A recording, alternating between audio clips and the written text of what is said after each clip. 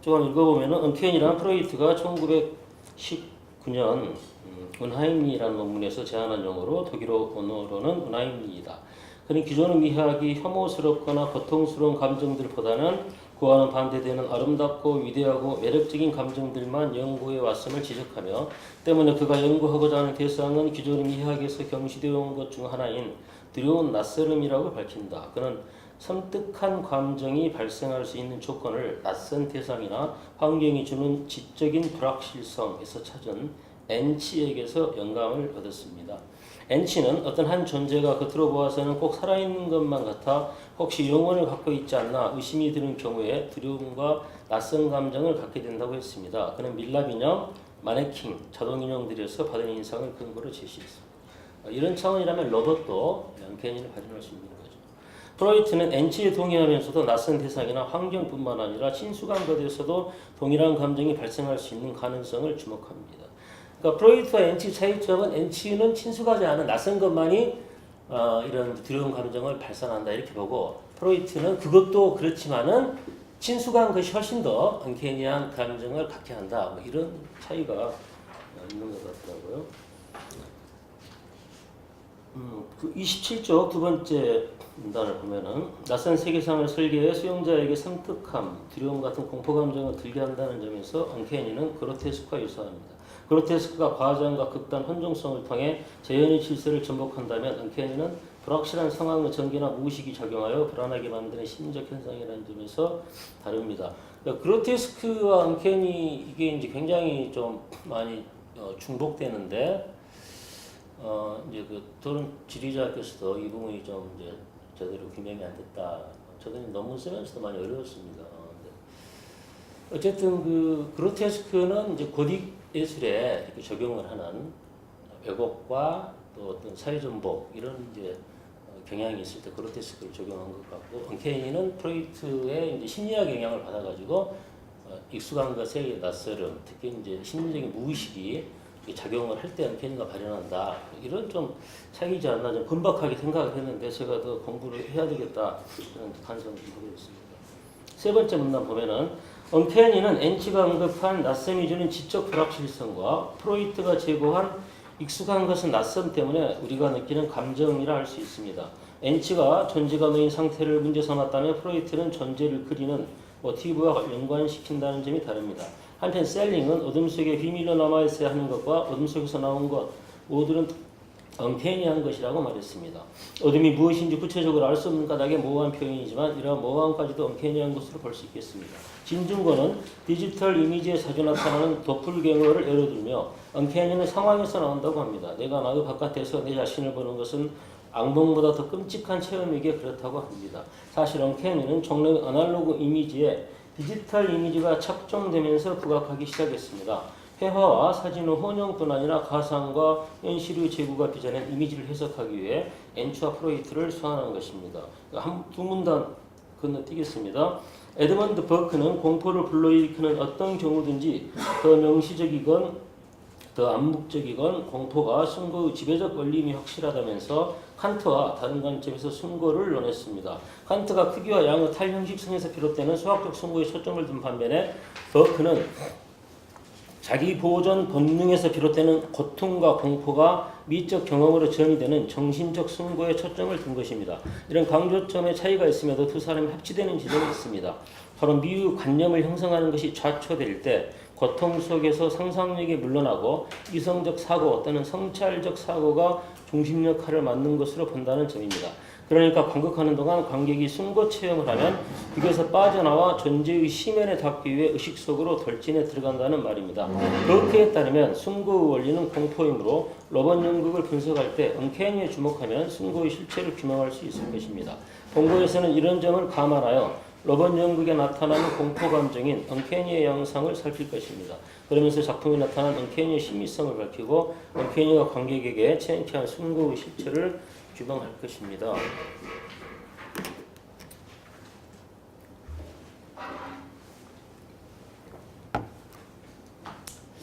일하는가는 2016년 작년 대전 아티언스 페스티벌에서 공연된 그 대본을 제가 갖고 있습니다. 두 번째 문단부터 한번 보겠습니다. 일하는 나는 극단 세이넨단과 오사카 대학 로봇 연구 프로젝트 첫 결실입니다. 2008년 11월에 오사카 대학 스튜디오에서 총 3회 공연으로 발표된 바 있습니다. 이 연극에는 휴머노이드형 로봇 2개가 사람 배우 2명과 함께 연기를 합니다. 휴머노이드 로봇은 이제 사람 형태와 완전히 다른 그런 사람과 구별되는 로봇이고, 안드로이드 로봇은 사람과 거의 유사한 그런 형태의 로봇을 말을 합니다. 네, 이 일하는 나 로봇 연극에서는 휴머노이드 로봇이 2개가 등장을 하는데, 로봇 A, B가 있는데 로봇 A가 그 일을 지금 안 하는 파업을 하고 있어요. 그런 내용입니다. 29쪽 그 대사는 이제 일 안 하겠다는, 쇼핑을 같이 안 가겠다는 그런 대사고요. 29쪽 그 두 번째 문단 보면은 휴머노이드는 인간이 삶을 편리하게 살도록 도와주는 역할을 하는 로봇입니다. 그런데 위의 대사처럼 로봇 A는 일하는 것을 거부하기에 그걸 낯설게 이끕니다. 이런 낯섦은 황당함 때문에 비롯되지만 차츰 황당함은 두려움으로 바뀝니다. 두려운 감정은 극장에서 곧바로 느낄 수도 있고 관객 후에 여운으로 작용하면서 느낄 수도 있을 것입니다. 이는 로봇 행위의 의도를 알 수 없고 로봇의 이후 행동을 예측할 수 없는 것에 기인합니다. 엔치가 말한 불확실성과 프로이트가 말한 익숙한 것은 낯섦이 발현된 것입니다. 이런 언캐니의 발현으로 관객은 작품에 몰입하게 되고 공연 후엔 여운을 맛보는 것입니다. 앞장에서 언급했듯이 엔치는 언캐니 조건을 직접인 불확실성으로 보는데, 우리가 로봇이라는 사물의 미래를 정확히 예측할 수 없게 로봇이 등장하는 예술은 언캐니 조건을 갖추고 있다고 할 수 있습니다.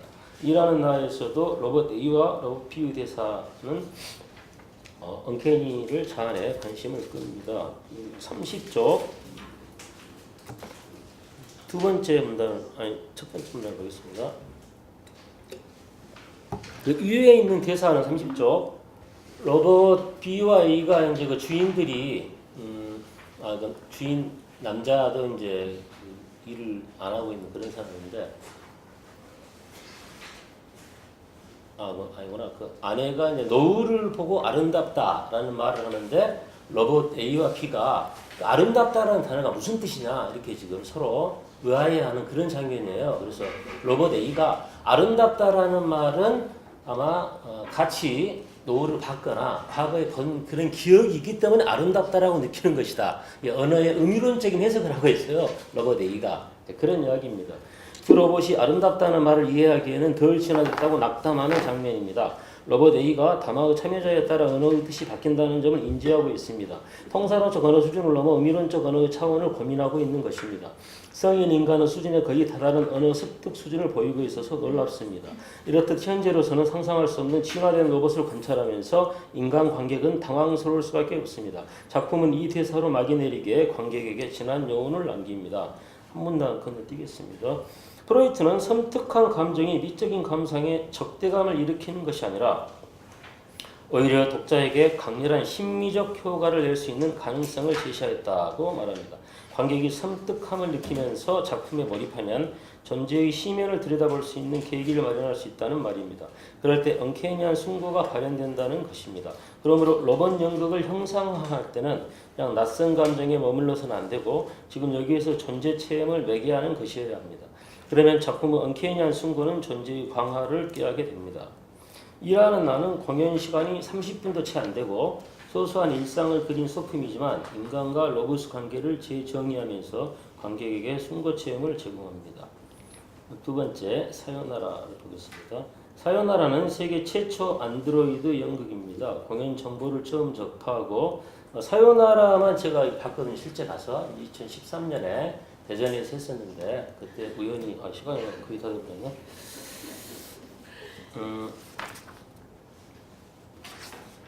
사요나라는 세계 최초 안드로이드 연극입니다. 공연 정보를 처음 접하고 연극에 안드로이드가 등장하는 것도 신기하지만 안드로이드가 시를 낭송하는 설정도 무척 신선했습니다. 비록 무대 뒤에서 조작해 연기가 가능한 로봇이지만 사람과 흡사한 로봇이 등장해 연기한다는 사실 자체가 기대를 갖게 합니다. 안드로이드는 앉아서만 연기했지만 필자는 공연 시작하고 몇 분 동안 로봇이라는 인식을 하지 못했습니다. 그만큼 표정과 연기가 자연스럽고 작품 아우라가 필자를 작품에 몰입하도록 이끈 결과입니다. 그러다가 어느 순간 로봇일 것이라는 추측을 하게 되고 이어서 로봇이다라는 확신을 하는 과정을 겪으면서 작품에 몰입했던 기억이 납니다. 필자는 이런 인식의 궤적을 경험하면서 묘한 흥미와 두려움을 느꼈습니다. 흥미는 처음 보는 안드로이드 로봇의 낯설음 때문에 느꼈고, 두려움은 얼마 지나지 않아 시를 낭송하며 인간과 감정을 공유하는 로봇이 등장하겠다는 생각을 하며 느꼈습니다. 이런 두려움은 시 창작과 연기를 로봇이 대체하고 그 결과 새로운 미학적 표현 기제들이 나타날 수 있겠다는 생각에 이르자 공포로 변했습니다. 최신 과학기술의 성과에 대한 놀라움과 역설적으로 그런 놀라운 성과가 인간을 소외시킬 수도 있겠다는 두려움이 극대화되었기 때문입니다. 이 작품은 러닝타임이 25분 정도의 2막극입니다. 1막은 죽음을 앞둔 소녀를 위해 안드로이드 로봇이 소녀의 마음을 표현하는 시를 낭송한다는 설정을 하고 있고, 2막은 혼자 남은 안드로이드 로봇을 택배 기사가 후쿠시마 원폭 피해 현장으로 배선한다는 내용입니다.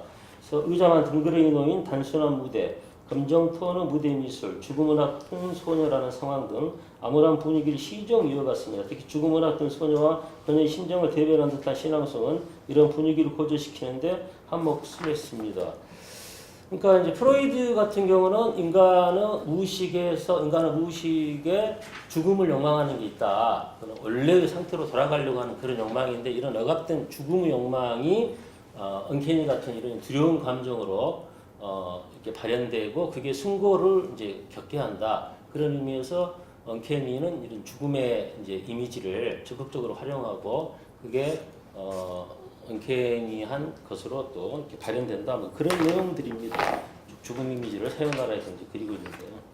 다음 세 번째 대리인 로봇 세자매는 안톤 체홉의 희곡을 번안한 것인데, 실제 이제 내용은 거의 다릅니다. 세자매가 등장한다라는 건 남동생이 등장한다는 것만 갖고, 뭐 직업이라든가 이렇게 이끌어진 서사는 이제 다르고요. 시간이 다 된 것 같아서 그 35쪽 마지막 문단만 읽어보겠습니다.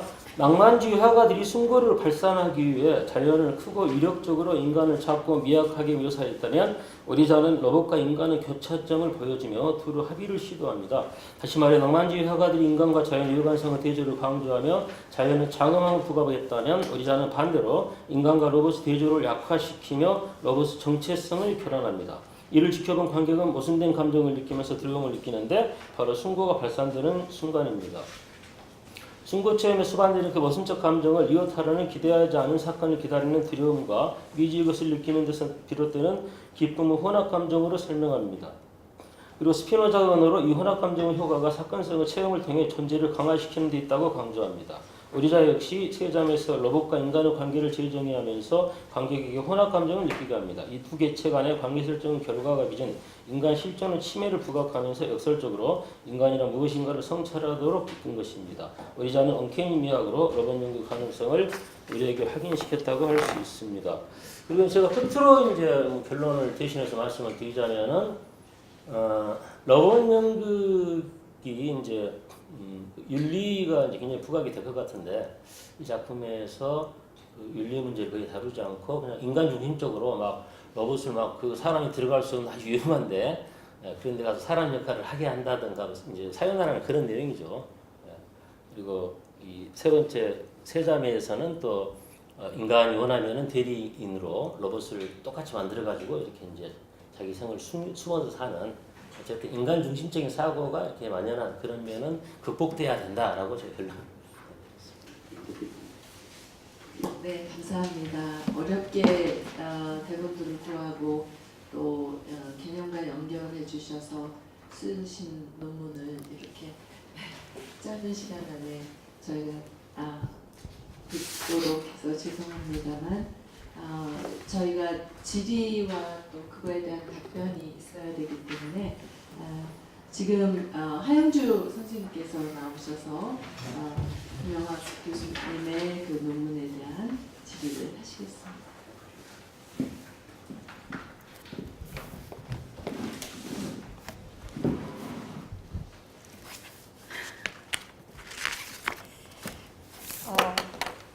예, 질의를 맡은 하형주입니다.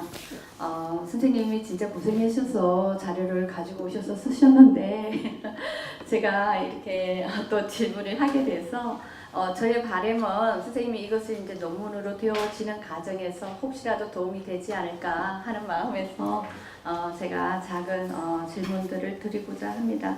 방법은 시간을 절약하기 위해서 제가 좀 빨리 읽어 나가도록 하겠습니다. 또 부분적으로 선생님이 이미 제 질의문을 보시고 약간 미리 대답 비슷하게 하신 것도 있는 것 같아요. 그래서 먼저 읽도록 하겠습니다. 참고로 다 질의와 답변 8분. 네, 알겠습니다. 제가 중간중간에 조금 요약하도록 하겠습니다. 먼저 히리타 오리자의 새 작품 일하는 나, 사요나라 세 자매를 통해 연극에서 등장한 로벳 배우의 연기를 통해 관객이자 인간이 가지는 낯선과 동시에 또한 두려움의 개념을 프로이드의 언캐니의 개념으로 분석하신 논문을 잘 읽었습니다. 그런데 이 과정에서 제가 드는 몇 가지 질문이 있는데요. 첫 번째는 바로 숭고의 개념입니다. 숭고 지금 선생님이 이제 인용문이 있으신데요. 선생님께서는 버크와 칸트의 숭고 개념을 정리를 하시기를 버크는 공포를 불러일으키는 어떤 경우든지 더 명시적이고 더 암묵적이건 공포가 숭고의 지배적 원리임이 확실하다면서 칸트와 다른 관점에서 숭고를 논했다라고 얘기하셨고요. 칸트가 크기와 양의 타 형식성에서 비롯되는 수학적 숭고에 초점을 둔 반면 버크는 자기 보존 본능에서 비롯되는 고통과 공포가 미적 경험으로 전이되는 정신적 숭고에 초점을 둔 것이다라고 설명하셨습니다. 그런데 이때 버크의 숭고의 개념은 오히려 고통의 결여태로서 나타나는 거죠. 그러니까 그 고통이 생겼다가 고통이 사라질 때 비로소 소극적인 쾌가 나타나는 것이고요. 칸트 역시 사실은 그 숭고 개념이라는 것이 수학적 숭고와 역학적 숭고 두 가지가 있죠. 그래서 그럼에도 불구하고 칸트는 어떤 하나의 대상이 반드시 근거가 되어지고 우리가 그 대상으로부터 떨어질 때 비로소 그 어떤 숭고의 개념이 나타난다는 점을 미뤄 보았을 때 선생님께서 위에서 구분하신 그 두 개념이 적절한지 사실 약간 의문이 들었고요. 두 번째 논문은 이제 계속해서 두 번째, 세 번째가 같은 문제점인데요. 선생님이 이 로봇 배우를 가지고 언캐니의 개념을 사용하는 과정에서 제가 논문을 읽으면서 과연 이게 언캐니의 개념으로 적합한가? 라는 그러한 문제점을 제기한 겁니다. 하나의 단순한 일례를 들면 그 가사 도우미, 일을 거부하는 가사 도우미 로봇의 일탈된 행위가 웃음을 유발하지만 섬뜩한 감정을 맛보게 한다라는 그 연관 관계에서 나는 이 텍스트를 읽으면서 섬뜩한 감정이 느껴지지 않는 것은 무엇일까라는 생각이 살짝 들었고요. 동일한 맥락 속에서 계속해서 제가 선생님의 이 언캐니 개념이 이 텍스트에서 정말 적합한가에 대한 질문이었습니다. 그리고 세 번째는 프로이드가 이 사실적인 어떤 것에서의 빨리 읽다 보니까 호흡이 가파라지네요. 3분 남았습니다. 아, 괜찮을까요?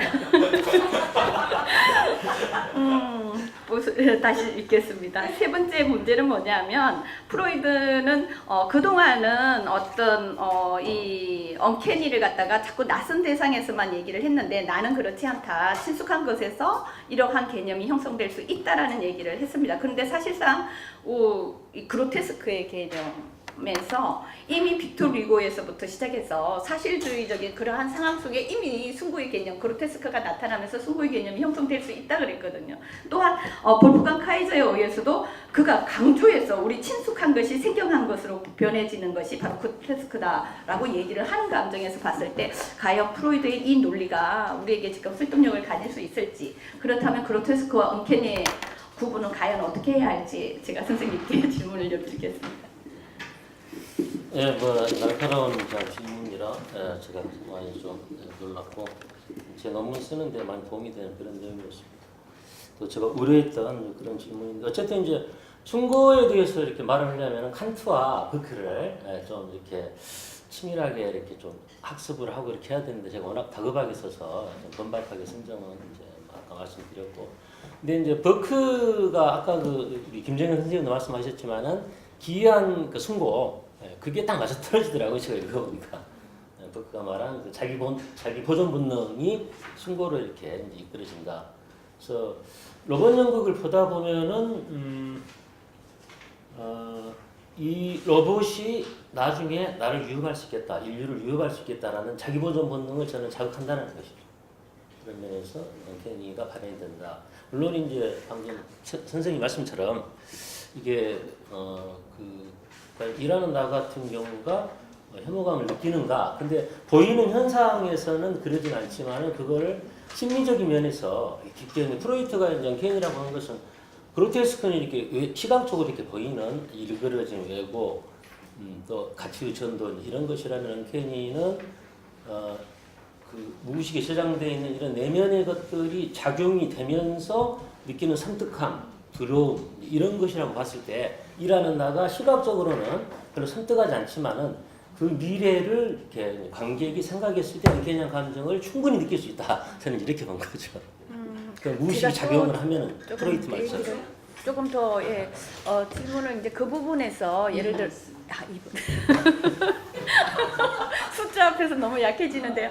그러니까 그 부분에서도 사실은 우리가 이제 조금 전에 다시 말씀하신 것처럼 그 자기 보존의 그 본능이 그게 이제 정리가 되고 난 뒤에 숭고의 개념으로 넘어가는 거예요. 근데 그것을 건드릴 때는 숭고가 아니라 고통으로서 나타난다는 거죠. 그게 사라지면서 소극적인 캐라는 것이 사라지면서 비로소 숭고가 되어진다는 거고, 지금 아까 이제 그 장면은 제가 읽으면서 이거 선생님도 아까 마지막에 너무 인간 중심적이 아닌가라고 말씀하셨는데,